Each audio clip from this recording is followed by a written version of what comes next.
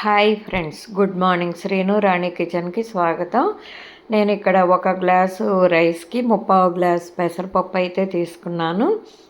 అది 2 సార్లు శుభ్రంగా కడిగేసి ఇంకా అందులో వాటర్ అయితే వేస్తున్నాను.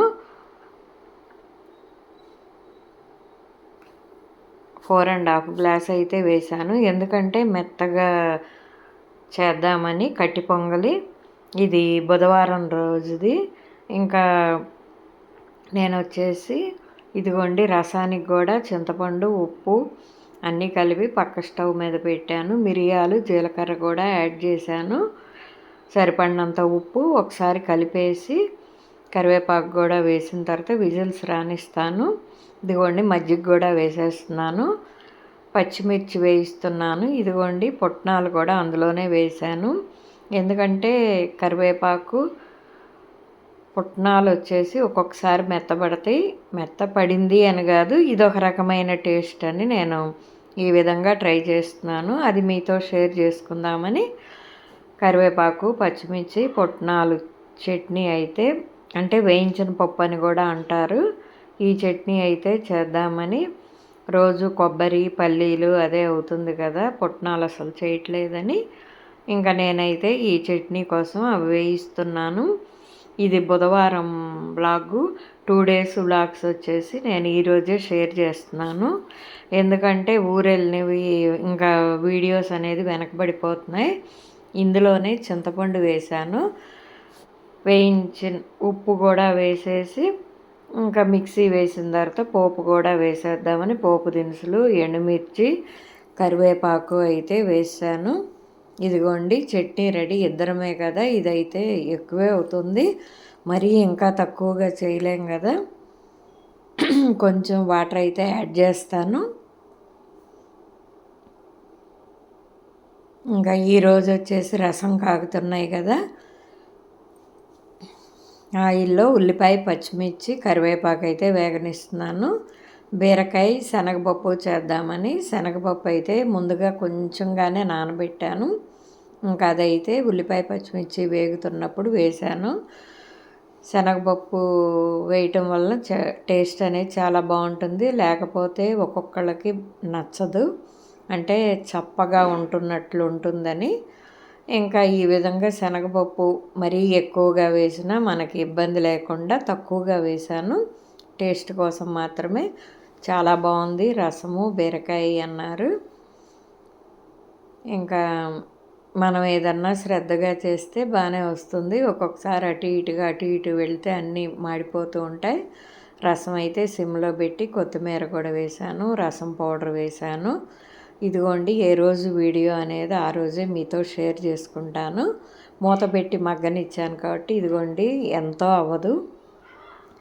ఇక ఇక్కడ వచ్చేసి కట్టి పొంగల్లో ఇవి వేసాను కదా, నానాయి కదా, రసం తీసేసి బీరకాయ అటువైపు మార్చేసాను. ఉప్పు, కారం, పసుపు, కొత్తిమీర వేసాను.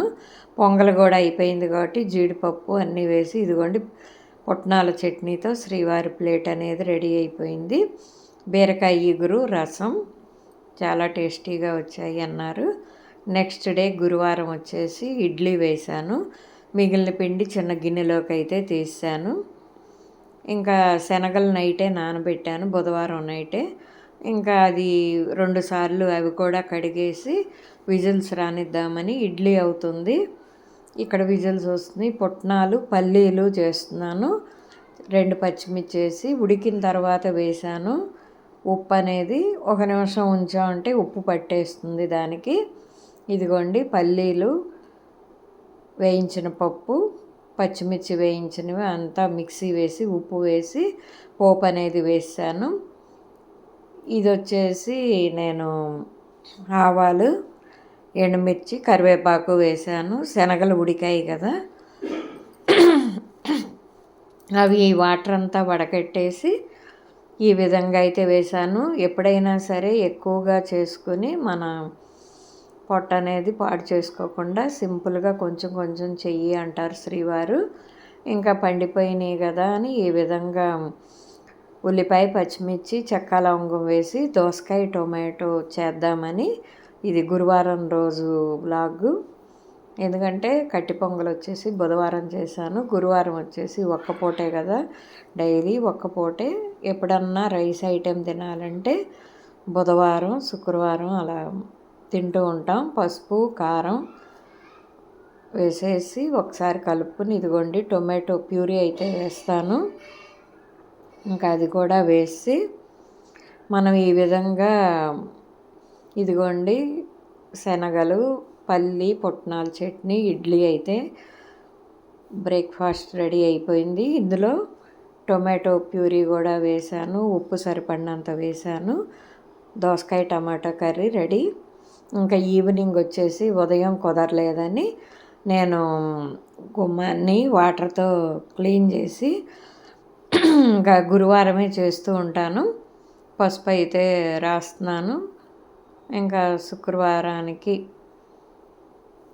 నీట్గా అలా చేస్తూ ఉంటాను. ఉదయం కుదిరితే ఉదయం, సాయంత్రం కుదిరితే సాయంత్రం. ఇక్కడ పసుపు అయితే రాసేసిన తర్వాత ఈ విధంగా బియ్యం పిండితో 4 గీతలు అయితే గీస్తే మంచిది అని తెలుసుకున్నాను. ఇంతకుముందు 2 గీతలు పెట్టేదాన్ని. ఇంకా 4 అని మంచిది అని తెలిసిన తర్వాత ఈ విధంగా అయితే చేస్తున్నాను. మీలో ఎవరన్నా తెలియని వారు ఉంటే ఈ విధంగా 4 గీతలు గీస్తే మంచిది అని పెద్దలు చెప్పారు. అప్పటి నుంచి ఇలా చేస్తున్నాను. ఇంకా మనకి సింహద్వారం ముందు, అలాగే పెరటి వాకిలి అంటారు కదా, వెనక వైపు 2 శుభ్రం చేసుకోవాలి ఎప్పుడైనా సరే. ఇదిగోండి వెనక వైపు వాషింగ్ మిషన్ వైపు, ఇదేమో సింహద్వారం దగ్గర ముగ్గులైతే ఈ విధంగా పెట్టేసుకున్నాను. మరొక మంచి వీడియోతో మేము ముందుకు వస్తాను.